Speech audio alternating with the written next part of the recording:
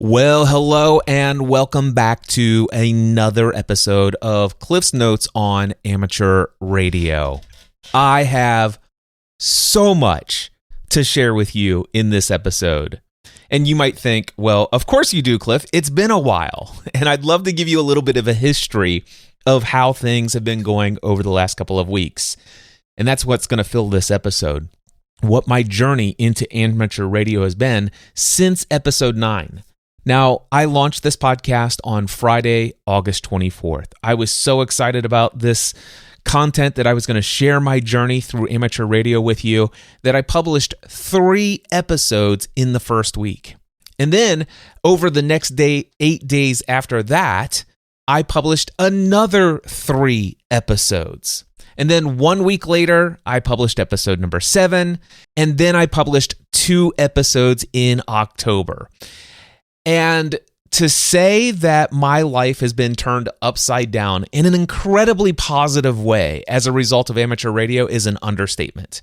But also, I'd like to explain to you why there have been no new episodes since October 13th. Now, I'm recording this episode on Thursday, November 21st. That means it has been 3.5 weeks. And some might have wondered, oh my gosh, has Cliff already exhausted his interest in amateur radio? Did he burn himself out on that topic that quickly? No, that is not what has happened here. In fact, it's quite the opposite.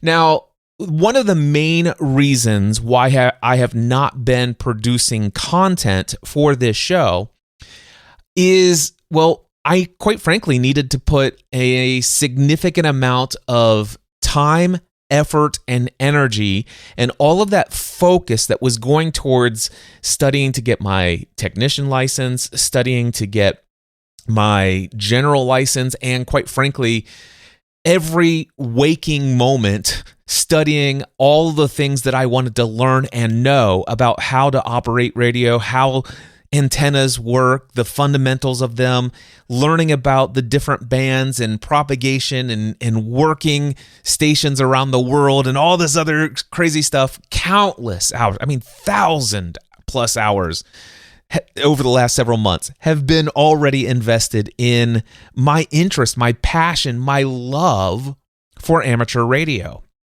And, well, that was starting to take a little bit of a toll. In fact, while I was studying for my technician and my general license, one of the things that I had going on was that every moment during what I would call my business day, now I'm full-time self-employed, I shared all of that with you in episode number 1, I set my own schedule. I also have been in business long enough to know how to create a lot of margin in my life, which means to generate all of the money that I need to generate. As long as I have the clients to fill what opportunities I have to serve clients, I can earn all of the money that I need to with 2 90-minute sessions in the afternoon on Tuesdays, 2 90-minute sessions in the afternoon on Thursdays, and 1 90-minute session at 9:30 a.m. every Wednesday morning. That is all that's required for me to earn all of the income I need for the lifestyle that I have created for myself and my wife and the way that we want to show up for our family and our community and things of that nature. Now, the thing is that back in May of 2024, I created a podcast episode called The Top 3 Online Business Mistakes I've Made Over the Past 4 Years. Now, this is in my main podcast called The Cliff Ravenscraft Show. You can find that podcast over at thecliffravenscraftshow.com. If I remember, I might put a link to that episode in the show notes for this episode. So you can check in your podcast app of choice or wherever you're listening. Hopefully the show notes should be listed there and you could be able to just click a link and then click play and listen on that episode if you want. However, one of the things that I had done over the last 4 years was a radical departure from the traditional way that I've marketed my business as an internet content creation-based marketing system.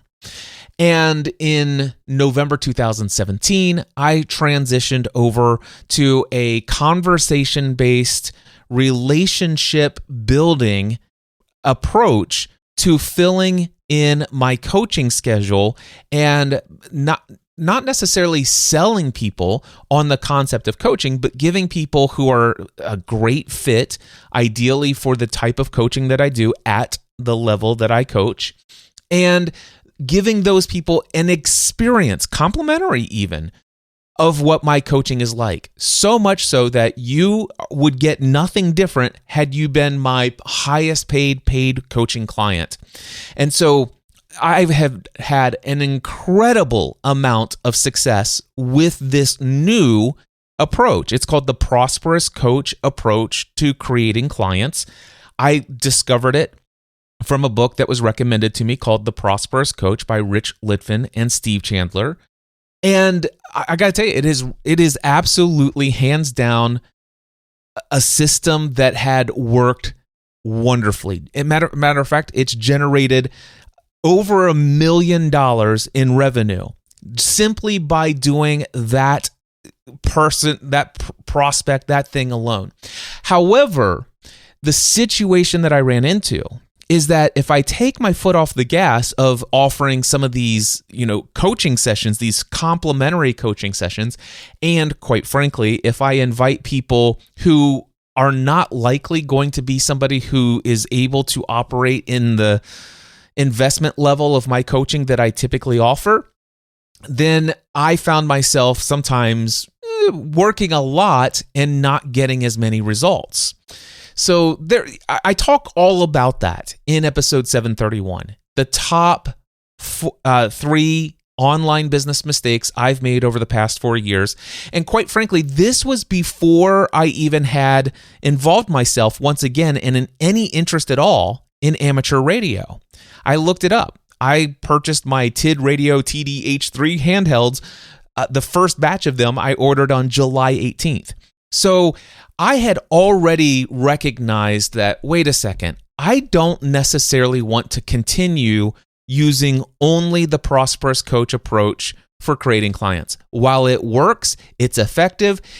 Quite frankly, I need to work more than Tuesday, Wednesday, Thursday. And I've been doing that over the last several years.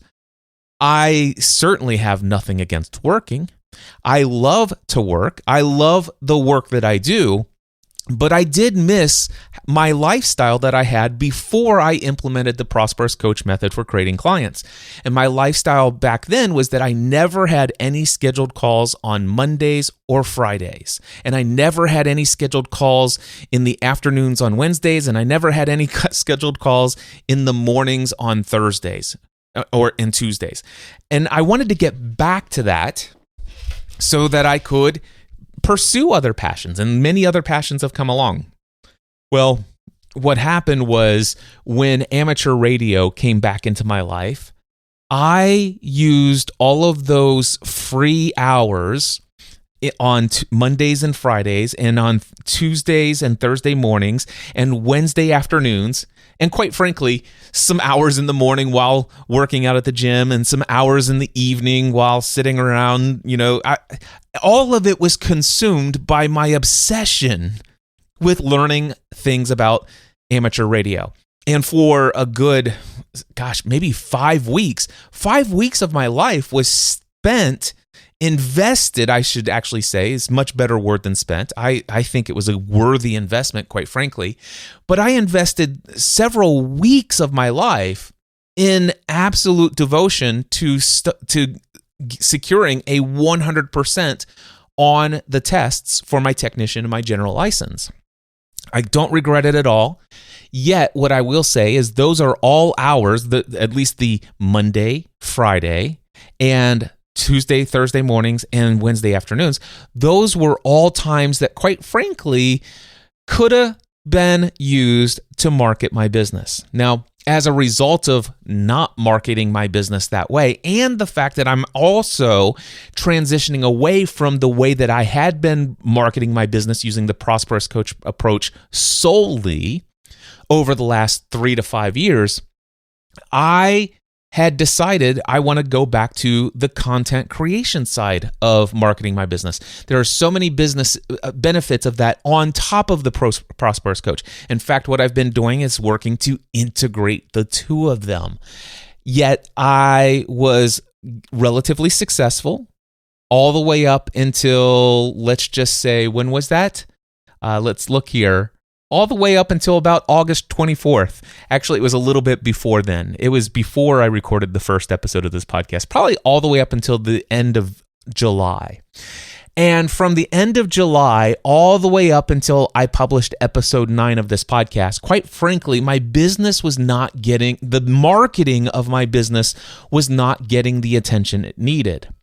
Now, for those who are interested, I definitely will tell you, you could ask any client that I have, whether my next level mastermind members, my one-on-one coaching clients, or my group coaching participants who are aspiring and early stage online entrepreneurs. They have never felt that Cliff was not 100% there delivering at the highest level, because I am that type of person. And so when I'm with them, that's all that exists in my world. Amateur radio isn't on my mind when I'm in a scenario where I am serving a client. However, for a long period of time, practically from late July until episode 9 of this podcast, and probably maybe another week or so after episode 9 of this podcast, so probably through the end of October, I recognize that, wait a second, if I'm not marketing my business and I'm not using the Prosperous Coach method, I'm going to start seeing a significant downturn in my income levels. And of course, that's predictable. I use metrics I have lead indicators and lag indicators, and I keep spreadsheets, and I know exactly what I need to do to generate whatever amount of money that I've set as a goal or an intention to earn. I've been in business for nearly 2 decades now for myself as a self-employed business owner, and I can tell you how much I am predictably going to earn based upon what I did predictably on the marketing side of things. And the prognosis of what was going to happen in the very near future was not looking good, having had so much of my time devoted to amateur radio studying. Now, I made a very real decision. It's like, okay, I got my general license. This is amazing. I think that I need to go heads down, and I need to get very self-disciplined, and I need to reserve Mondays and Fridays for all marketing, all day, content creation, working on my business, not just in it. So I went back to putting some very serious boundaries on Mondays and Fridays. I then also began to put some boundaries in Wednesday afternoon and on Thursday mornings. And I was doing a podcast still with a friend of mine on Tuesday mornings. That has been wrapped up, and I have been going to a Tuesday morning lunch each week with the community of friends that I've met through the Northern Kentucky Amateur Radio Club on Tuesday mornings. However, I don't always have to go to that, and there may be some times when I choose to even put a little bit of a boundary and stay at work. But again, I create my own schedule. But what I'm saying is that why I haven't created content, a big portion of it was I needed to go to the opposite end of the extreme of where my time, effort, and energy was being focused weekdays. We're talking weekdays from, let's just say, 9 to 10 a.m. until 5 p.m. That time needed to be reserved not just for serving those who are already clients at the highest level, but I also needed to use the time when I'm not with a client to market myself so that I will have future clients. It's just how business works, my friends. So I was not doing that. I began to put my focus there, and as a result of that, there's been lots of ebbs and flows in my income throughout my business as I've learned, what actions and what plans and what processes and what strategies get what results. there's always been a little bit of ebbs and flows. And let me tell you, when you're full-time self-employed and you've invested countless hours in personal growth and development and professional development, when things are flowing, they're flowing. And we're talking big time flowing. If you want to learn more about that, check out I think it's episode number 1 of Building a Life and Business Together. Let me just see if that's the correct episode number. Episode number 1. So if you go to Building a Life and Business Together and look for episode number 1, it says Better Together, Navigating Business as a Couple. And Stephanie and I talk about some of the incredible things. Now, episode 2, by the way, of that podcast is Weathering the Storms of Life and Business Together. So when there are ebbs, there can be some ebbs. And it's not been dire straits or anything like that, but as a result of what I talked about in the Cliff Ravenscraft show that I mentioned earlier, and as a result of everything where my focus and attention had gone, I had put myself in a situation where there's a little bit more of an ebb than I desire. Let's put it that way. And so I've been working to kind of take that. But does that mean that I have been working around the clock, burning the candle at both ends of the stick on my business? No. Quite frankly, I have still devoted countless hours to my love and passion for amateur radio. So, what else have I been up to? Well, let's just put it this way. Anytime before 10 a.m. practically is still, I'm thinking amateur radio. Anytime after 5 p.m. Monday through Friday, I'm pretty much thinking amateur radio. And you can bet if it's Saturday or Sunday, at some level, amateur radio has been on my mind, even over these past however many weeks that it's been since I've produced an episode. Now, I will say this, that I'm not, myself and my business is not the only one to blame as to why there might not be content here. Let me see if I can share with you some other thoughts. I've got my notes here. The second, it's not blame, it's just pointing out what captured my attention. Why haven't I had the time to just sit down on a Thursday evening or a Saturday or a Sunday to record a podcast episode number 9? Cliff, tell us what's going on. Well, there's just been so much going on. And quite frankly, every minute that I could have recorded an episode of this podcast, I've been out doing radio stuff. And that will become quite obvious. Now, I'm going to tell you that some of my absence might have to do with the generosity of my local amateur radio community, specifically many of the members of the Northern Kentucky Amateur Radio Club. I've already mentioned so many of them in this podcast in previous episodes, but I am going to give you a little bit of a breakdown. So in prior episodes, I had told you that I currently did not have any kind of money set aside as far as a budget for hobby-related activities such as amateur radio. And amateur radio is not an inexpensive hobby, although it can be it can be quite affordable. And of course, some of that stuff is relative, those words. But here's what I will say is before I was in the amateur radio hobby, I've had a history of a lot of hobbies, and not all of my hobbies are inexpensive. So, quite frankly, Cliff's slush fund had been accounted for already. And it had been kind of depleted. And I'm sitting here thinking, it's like, wow, I'd like this radio, I'd like this radio, I'd like these items. What am I going to do? Well, I do have that 1974 Volkswagen Beetle sitting in the garage. And while I've loved it, and there's an amazing story that goes behind how that came into my life, I do think I'm ready to let it go. I'm ready to let that pass on to somebody else who will love that car as much as I have. I've had, I think, 5.5 years of experience with it. I put on about 7,500 miles onto the car. And those were just a bunch of summer rides, spring rides. In the early days when I first got it, it was a couple of winter rides, but I came to my senses on that and kept it parked in the garage during the winter. But still, I knew I wanted to sell my 1974 Volkswagen Beetle. Now, I had originally purchased that for $9,500 plus, all the taxes and all that other stuff. But when the sale price of the car, which I agreed to pay back when I purchased it, was $9,500. And I'm like, okay, now imagine I am already very much I need to focus on my business. I need to get some things going here. I've been studying a lot. I just got my general license, all this other stuff. And I'm like, oh my gosh, but now I want an HF radio. And so one day I just real quickly threw my 1974 Volkswagen Beetle up on Facebook Marketplace, threw a couple pictures up there, just wrote all the minimum details about it, and just wrote a little blurb. Not a lot of thought put into it at all.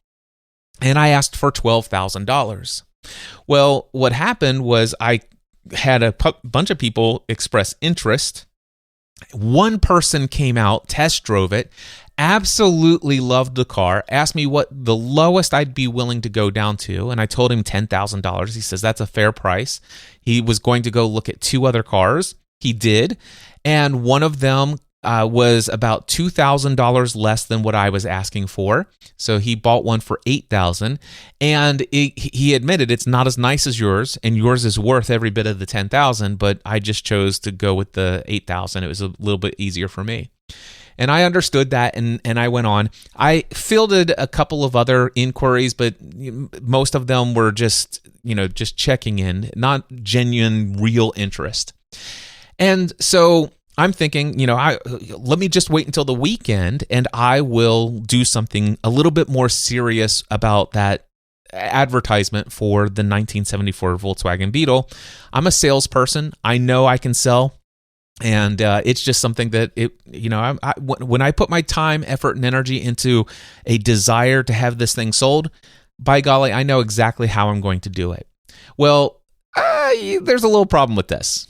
Well, I had been talking on the local repeaters about the fact that I had put my Volkswagen Beetle up for sale. I'm waiting for it to sell, blah, blah, blah. And then Greg Lamb, W0QI, says, hey, I happen to have a Kenwood TS590 radio sitting at the house. I also have an end-fed half-wave 130-foot antenna from myantennas.com. Swing by, pick it up.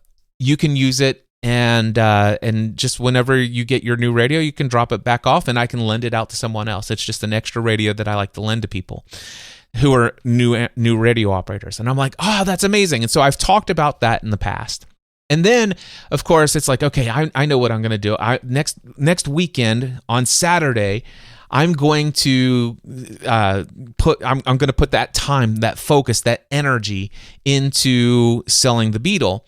While this Kenwood TS590 is nice and this end-fed half-wave antenna is nice, that's not necessarily going to be the best solution for me to do parks on the air, which is something that I definitely wanted to get into after being introduced to it by Tim Lawrence. And so I'm thinking, I was like, this is great that I have this, but I'm going to see if I can't devote some time this next weekend to get serious about selling this Volkswagen Beetle. But then, well before the weekend, I get an email from Mark Volstead, AI4BJ. That's Alpha India 4 Bravo Juliet. And he offered to help me do my very first POTA activation, my Parks on the Air activation. The entire activation is documented in episode 9 of this podcast. So go check that out, episode 9 at notesonradio.com if you happen to be listening to this in my Train with Cliff audio journal. By the way, I am recording a double episode right now. I am recording a podcast that I call Train with Cliff. You can learn more about that if you want at trainwithcliff.com. Again, that's trainwithcliff.com. Anyway, but if you are listening to this as a Train with Cliff subscriber and you want to hear what a Parks on the Air activation sounds like and what I have been doing ever since October 2013 with every free minute that I have to my personal self for my self-care time, episode 9 is an indicator of what I've been up to. And I'll get to that in just a moment. So Mark J. Volstad offered to help me do my very first POTA activation. And while we were there, he very much influenced me by the antenna setup that he had, the folding table setup, and he had this canopy to block the sun so that we could be in the shade. He had a solar panel, he had a lithium iron phosphate battery, and well, you could just listen to episode 9. It was an incredibly awesome, amazing experience, to say the very least. It was just amazing. Mark, if you're listening, thank you again, because that really lit the fire under me for Parks on the Air. Now, by the way, did I go and do anything related to my Volkswagen Beetle at that point? No. I'm like, you know what? I'll do that next weekend. The only problem is I made it to a Cincinnati Chili every Tuesday at 10:45 a.m. The radio club here in Northern Kentucky, the NKARC, they get together for lunch at a local Skyline Chili. It's a Cincinnati restaurant thing, if you don't know what that is. But anyway, we have this Cincinnati Chili lunch every Tuesday, and I was chatting with them, talked about my first POTA experience, and I had mentioned, it's like, you know what, I love that electric cart radio. That was amazing. But I'm thinking about, my first radio when my Volkswagen sells. I'm thinking about getting an ICOM 7300. But I'm torn between that and a Yaesu FT891.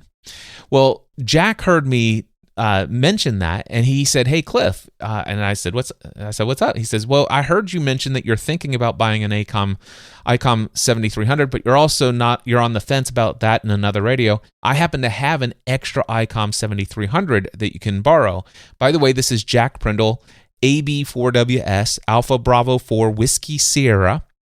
And he says, if you want to drop by anytime, and I dropped by later that night, and I picked up a case with an ICOM 7300 inside of it. And I'm like, oh my gosh, this is amazing. So then I'm like, okay, now I've got an ICOM 7300 radio. I do have an end-fed half-wave antenna that's 130 foot long. And I'm like, but I want to do Parks on the Air. So let me ask you, this next weekend, now that I have an ICOM 7300, and now that I have, this experience of Parks on the Air, do you think the next weekend I spend any time at all selling my 1974 Volkswagen Beetle, creating a new sales copier? No, not at all. No, I made a trip to R&L Electronics, which is a ham radio store about an hour from here. And on my way up there, I was talking about some of the things that I was going to purchase. And Fred Neal, W0NKY, that's Whiskey Zero Northern Kentucky, if you will, W0NKY, he says, "Hey, Cliff, I heard that you're thinking about picking up a tuner there." He says, if you want, before you make a decision, I really think the LDG Z11 Pro 2 is a great radio or tuner, especially to pair up with the ICOM 7300 and or the Yaesu 891. I happen to have one in a box, not been used yet. You can borrow it for as long as you need. Just make sure it gets back to me when you're done with it. And I'm like, absolutely. And so I ended up still buying some stuff, like some coax cable and some other things that I needed. And I drove by Fred's house on the way home from R&L Electronics. Anyway, I stopped by his place and picked that up. So now I needed to buy some other things. So that next Saturday morning, I'm like, oh, okay, I don't think there's any place locally I can buy a lithium iron phosphate battery. And sure enough, I went to Harbor Freight, I went to Home Depot, and I even went to AutoZone, and nobody had lithium iron phosphate batteries. And I looked them up online, and while they're, an investment, the reality is that I would have to wait probably about a week to get anything delivered to me. So wanting to instantly get access to doing Parks on the Air, I purchased, I think, a Group 32 deep cycle marine/RV battery that is lead acid. It is heavy as all get out. Now, I already had a trickle charger from my 1974 Volkswagen Beetle, and it's actually it's a battery maintainer, and I still have my Beetle at this point. And so I'm sitting there using that to keep that battery topped up, since I'm not driving that car on a regular basis. It's just sitting there in the car, and it keeps that battery topped up. So I'm like, okay, well, I already have a battery maintainer. I can charge this lead acid battery. Sure, it's heavy, but it should last a long time. It's like, this is gonna be great. So I went ahead and purchased this marine/RV lead acid battery. I went ahead and purchased some O-ring terminals for the positive and negative side, and then I had heard about power pole connectors. The Anderson power poles, if you've not heard about these, it is a very awesome electronics DC current connection, quick connect cable, and it's absolutely all the rage in Parks on the Air and in amateur radio and all this other stuff. So if you haven't heard about Anderson power pole connectors, just do a Google search, YouTube search, and do Anderson power pole as one word. I think power pole as one word, and then type in amateur radio in that search with Anderson power pole, and you'll see tons of people demonstrating how to connect them to wires and all that good stuff. So I purchased some pre-terminated O-ring terminal to power pole cables. I purchased a Lee-Time 500 amp battery monitor with a shunt because I wanted to be able to know what is the percentage left in this battery. I'd hate to have this deep cycle battery, and because it's so heavy, I might just keep it in the back passenger seat of the car or the trunk of my car for a couple of different activations, and I would hate to not know what the percentage of life or what is the voltage that this thing's actually showing. And I ended up buying that. Now, would I recommend anybody buy a deep cycle marine/RV lead acid battery? The answer to that question is no. I would not. If I had the ability to delay my gratification, I would have ordered a lithium iron phosphate 100 amp hour battery instead and just waited for it to arrive. But I didn't want to, so I got that. And in a little while, I'll tell you which lithium iron phosphate battery I ultimately ended up getting. Now, let's see here. I also got some a 1 to 4 power pole splitter cable. So this is where power pole plug is on one end, and let's just say that plugs into the cable coming off the battery. And then I can plug in 4 other devices via power pole connectors onto that 1 to 4 adapter. And I could have created all of these things my own. At the time, I just wanted to be out there, get quick activation. However, I did recognize there's some other things out there that I don't currently have, and that is I don't have. There are some items that have power connectors that don't have Anderson power poles on them. So I bought a power pole crimper and power pole set where it had all the different. It had, I think, a 15, 30, and 45 amp set of these power pole connectors, and it came with a crimper. And so I purchased that. And yeah, and then also I knew that it's like, you know what? I don't want my iPad Pro to lose its battery when I'm out. And so I'd love to have a battery charger for that. And I don't want to run it off the car battery because the car's not going to be running. I don't want to run that battery down. So I went ahead and got a 75 watt dual PD, that's power delivery, USB charger. It also has one USB 3.0. And this thing will charge my iPad Pro, my iPhone 16 Pro Max. It will charge a bunch of other, any other USB thing that's plugged into the regular USB slot. This is an amazing charger. Now, does it draw some amps out of the battery? Yes, it does. But that's okay. But I went ahead and purchased that, and I put the Anderson power poles at the end of that so I can plug that in. And so those are some miscellaneous items that I ended up buying. The deep cycle battery, certainly one of the most expensive out of that bunch. I had probably about $200 or so. Let's see. I ended up buying some things related to antennas. This is all before selling my Volkswagen Beetle. So I bought an arborist throw line kit that has 164 foot of bright orange, fluorescent orange rope. I think it's polyester or whatever. It's super, super nice, super visible, but it's not going to get caught up in branches and stuff like that. And it came with a 14-ounce throw weight that is really nice. And so now I can throw line up into a tree, so I can drag an end fed or a long wire or a dipole antenna up into a tree if I want to. I ended up getting an LDG Electronics antenna tuner interface cable that goes to the ICOM 7300. So I knew that I could operate the LDG antenna tuner without it, but given that this interface cable supplies power from the ICOM 7300 and tells the tuner how to tune, or it works in conjunction with it automatically, I'm like, I'm going to get that cable. So I went ahead and got that cable, which, by the way, the Yaesu F891 requires a different cable for that LDG tuner, and the Yaesu FT891 does not power the tuner, but that's okay. The tuner itself comes with a power cable, and I actually put Anderson power poles on the one that I ended up buying. And yes, I'm jumping ahead a little bit,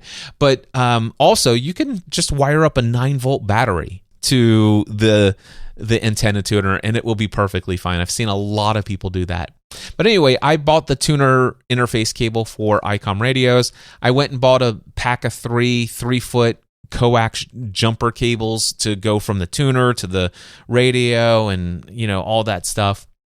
And then I bought a JPC12 vertical antenna. Let me tell you why I purchased the JPC12 vertical antenna. Because my very first POTA activation by myself, I went to Big Bone Park. It's a state park here in Kentucky. And it took me 2 hours, or was it? No, it didn't. I think it took me, I don't even remember how long. See, I should have actually podcasted right afterwards. I think it took me 40 minutes, or was it? It might have taken 2 hours. I don't know, but I don't know if you're able to contemplate 130 foot of antenna, how long that thing is. And I've got this 14-ounce arborist throw kit.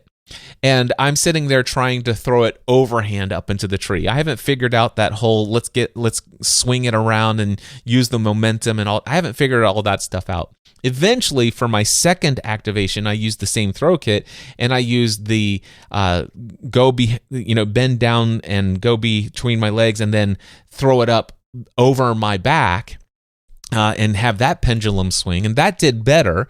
But still, I've got lots to learn there, and quite frankly, I'm probably going to end up getting an antenna launcher that's air-powered, kind of like a potato launcher, but that's going to be down the road here within days or weeks ahead. But anyway, I got this throw line kit, and I had the hardest time getting a 130-foot end-fed half-wave antenna up into the air. But I did. It was only 6.5 feet up off of the ground, but I did, and I activated the park, and I had a great time. But then I started looking for other antenna options. And what I came across was this JPC-12, JPC-12 vertical antenna. Heard lots of great things about it. Heard some people very skeptical about it, but I purchased it. I think it was like $158 or something like that. And wow, is it easy to set up. 3.5 minutes is all it takes to set it up. It's very easy to immediately tune it to 40 meters and then 20 meters because there are 2 little marks on there. It can be tuned to other bands, but you have to have some sort of SWR meter to figure out the appropriate settings on the coil and or the vertical whip length. But I love the JPC 12. If I want to work 20 meters or 40 meters and I pull that out 3.5 minutes, boom, I'm up and I'm operating. That 3.5 minutes, that's all it takes to set up that antenna. Now, later, I decided it's like, okay, this is nice. And I have made a decision. Not only do I like activating parks, but I have a goal. I want to activate every park in the state of Kentucky. So there was one time I went out and I'm activating 5 different parks in one day. That's 5 times setting up the JPC 12, 5 times taking it down. And it takes some time. By the way, I'm so super thankful that I ended up buying a second 75-foot length of coax cable, RG8X cable. And the reason for that is because I had to take the end-fed half-wave antenna that I borrowed from Greg and its coax cable and put it in the car. Once I had the JPC 12, I'm like, okay, I'm not putting this 130-foot antenna if I'm going to set up and go to 5 different parks today. So I used this, and then one of the mistakes that I made is I went back to Big Bone. This is a completely different day, different weekend, and I set up my JPC 12. I packed up the JPC 12, and it was in the middle of this big long field. And then I went to my third park of the day. And when I got to my third park of the day, I had set everything up, and guess what? I had left my 75-foot of RG8X coax cable at Big Bone, just laying there in the field, running to where my car was parked, all the way up to the middle of the field, 75 feet out there. And thankfully, I had thought to go ahead and purchase a second run of 75-foot of RG8X cable on Amazon. And the reason why is because I knew I eventually wanted to put the end-fed half-wave antenna back up at the house, and I don't want to have to keep taking down the 75-foot of cable every time I wanted to activate a park. So thankfully, I had another one of those. I activated the third park of the day, and then I went back, got my 75-foot of cable. Now I had both 75-foot runs again, and then I went to my fourth park of the day. I also ended up purchasing something called a Nano VNA, and this is a network analyzer. And one of the things that you can do is you can gosh, what do you have to do? You have to actually there's this thing that you have to do. You have to tune it. It's not tune it. You have to initialize it. You have to. There's a word that it's escaping me, but you have to do it each time before you use this device. I figured out how to do it. It requires you have to put this one little cap on and then press a button and go through the menu, and then you have to put another cap on, press it and do it again, and then you have to press another one and you have to do it and calibrate. I knew it would come to me. Calibrate. You have to calibrate it each time. And if you go to a different band and stuff like that, then you need to calibrate it for a new set of bands and all this other stuff. And quite frankly, I thought that I would be able to use this Nano VNA to help me get that JPC 12 in some other bands configurations rather than 40 meters and 20 meters. But that did not work the way that I wanted it to. Would it work? Yes. Do I have the patience for it? No. So I immediately knew I want a better SWR meter. All right. Now, some other miscellaneous things that I purchased. I was very much inspired by Mark Volstad at purchasing a 10-foot by 10-foot canopy, one of those folding aluminum framed things that blocks the sun off of you. And something Mark did not have, I purchased 4 10-pound weights that are meant to go on the legs of that canopy. That way, if it's a windy day, your canopy is not going to blow away. So I went ahead and bought that. These are all the items that I purchased before selling my Volkswagen Beetle. All right. So the way we do our budget, I still have a little bit of what we call a slush fund each month. Stephanie has a slush fund each month. And I was eating up that slush fund with all of these ancillary purchases. Still not doing anything to sell my 1974 Beetle. In fact, every minute that could have been devoted to doing what would be necessary to sell the Beetle was spent doing Parks on the Air. Every free minute, as long as Stephanie and I don't have something planned to do together, or something that I'm doing with my kids, or Stephanie and I are doing with my kids, or our kids, I should say, as long as I'm not doing something work related and everything else. If I'm not at the gym, if I'm not at work, if I'm not with family, I'm doing radio stuff. And quite frankly, that radio stuff has all been Parks on the Air. So since October 13th, and again, it's only November 21st, just 5 weeks later, I have done a total of 42 Parks on the Air activations. 42 different park activations. Now, many of those are 2 in one day, because if you go, everything goes by UTC. And so if I was to go tonight at 6 o'clock, from 6 o'clock to 7 o'clock p.m. local time would be 2300 to next day on UTC time, because we're Eastern Daylight Savings right now. So if I go from 6 to 7 p.m., and get at least 10 contacts, which I'll get more, but if I get at least 10, I've activated the park for today. However, if I stay past 7 p.m. current local time and get 10 more contacts, I've now activated that park for tomorrow. So that's 2 activations in one day. So that's some of the reason why there's 42. So a lot of those are doubles. I have activated a total of 15 different parks. And I have seen parts of Kentucky and Ohio that I've never seen before. And let me just say, there's a lot of beauty out there. And from these 15 parks, I have made 1,762 QSOs during those 42 activations. So yes, I have definitely been keeping my passion for amateur radio alive. I must say that I am less enthused by 2 meter 70 centimeter, the local repeaters. That used to be like my interest. Don't get me wrong, I still love it. I still love the fact that I have this local community. I still love 2 meter 70 centimeter communication.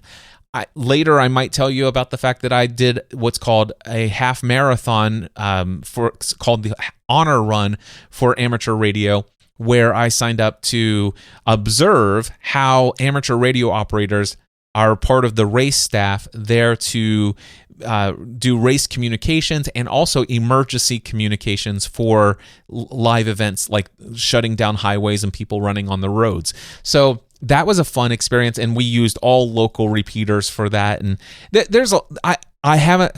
All I'm saying is that if I have my option of playing on the radio right now, Parks on the Air is what that obsession is. Now, I will say that digital voice has completely left my consciousness. I have not used my OpenSpot 4 Pro. I have not logged into any DMR talk group. I have not logged into a single YSF reflector in many, many, many weeks. I did finally get my D-Star ID approved, thanks to Jack Prindle and his friend. But I will say that I haven't even had an inkling of a desire to figure out how to use that to connect with D-Star yet. It's just not even on my radar right now. Not that there's anything wrong with digital voice, which, by the way, if you don't know what digital voice is, you can listen to episode number 3 of this podcast, the Cliff's Notes on Amateur Radio at notesonradio.com. Episode 3, I talk a little bit about digital voice, but I haven't had any interest lately in digital voice. It's all been HF. It's all been Parks on the Air. That's where my attention is leaning. And also the electronics, the gadgets, the portable setups, the gear that you can use, and all of this other stuff. These are the things that I am really into. Some other things that I've purchased before selling my Volkswagen Bug was ham sticks. I actually purchased these are single band antennas that are meant to go on a magnet mount.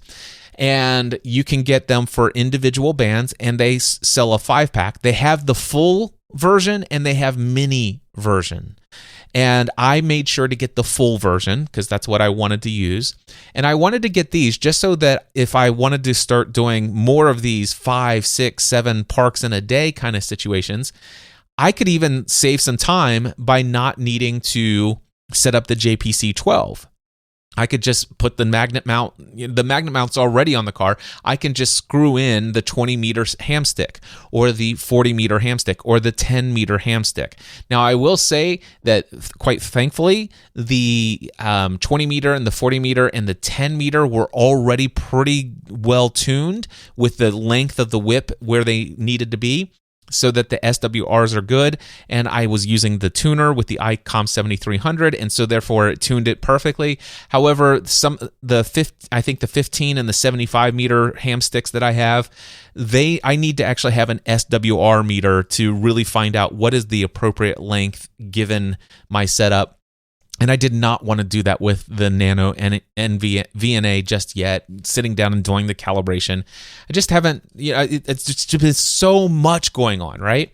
So those are things that I had purchased, and I was able to activate a park in downtown Cincinnati as a result of having this gear, which meant that because I went to the Taft National Historic, William Howard Taft National Historic Site in downtown Cincinnati, and that's not a place where I'm going to be setting up any antenna in any trees or in their, planting a stake in their ground, but doing it from the parking lot in my car with a ham stick worked perfectly fine. So ham sticks are pretty neat. There's a lot of company that make these things called ham sticks, and mine are made by Shark Antennas or something like that. Anyway, ham sticks, and I already had a magnet mount from when I was doing GMRS stuff. I had a magnet mount that I had purchased that was NMO, and I just purchased a NMO to, let's see here, what was that one? Do I have that one here? Let's see, yeah, 3/8 inch by 24 mount adapter. So NMO to 3/8 inch /24. So basically, I screwed the adapter onto the NMO antenna magnet mount, and then these Shark FM, or these not Shark FM, but Shark antennas ham sticks will just screw right into that mount. And those are things that I purchased. So I've already told you about my parks on the air. I have a desire to activate every park. More on that will come up lately. I've been waiting for Black Friday to come up. I've been making a list of all the things that I would like to buy. I do love the ICOM 7300. It's a nice radio. Are there better radios that will have better digital processing? I've heard lots of arguments for that and things of that nature. I haven't used those radios. Probably if I had used a Yaesu DX9 or whatever, I probably would have bought that instead, but I didn't have access to that, so I bought what I was used to. But I'm jumping ahead too much. I created a list of all the things that I would like to buy if I sold my Volkswagen Beetle. And finally, this list is looking so appealing, and I knew the biggest deals of the year are going to come up for Black Friday. And that's why last Tuesday, I said, okay, enough is enough. I am going to sell this 1974 Volkswagen Beetle. So Tuesday, I just devoted 1 hour. I went and created what I call professional marketing sales copy. So basically selling why this car is absolutely worth what if you are a classic Volkswagen Beetle enthusiast, you have any desire to own a piece of automobile history like this, here's why this car is the best option for you. And I put all of my marketing and sales experience into that 1 hour piece of marketing copy. I created, a more intentional feel with the photos and everything like that, put it on Marketplace, changed it to $10,000, and immediately, within 20 minutes, I had a gentleman who came out and said, can I come out and see it tomorrow? Plus, there were, over the next several hours, there were lots of other people expressing genuine interest in coming from very, very far away.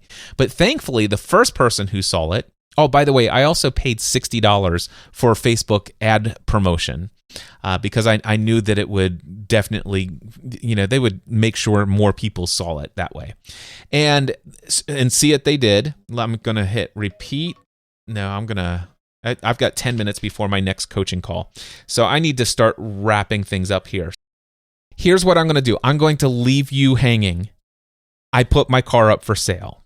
I will tell you what happened the next day when I get back in episode number, what is it going to be? 11. And I will tell you all, obviously I've given you the hint that I've sold my 1974 Beetle, that I've actually already made some purchases since I've sold my Beetle. But I want to tell you the story of selling my Beetle, and then I want to tell you how quickly it was before I made my first purchase and all of the things that I've purchased for amateur radio since selling my Volkswagen Beetle. All of that in the next episode of Cliff's Notes on Amateur Radio.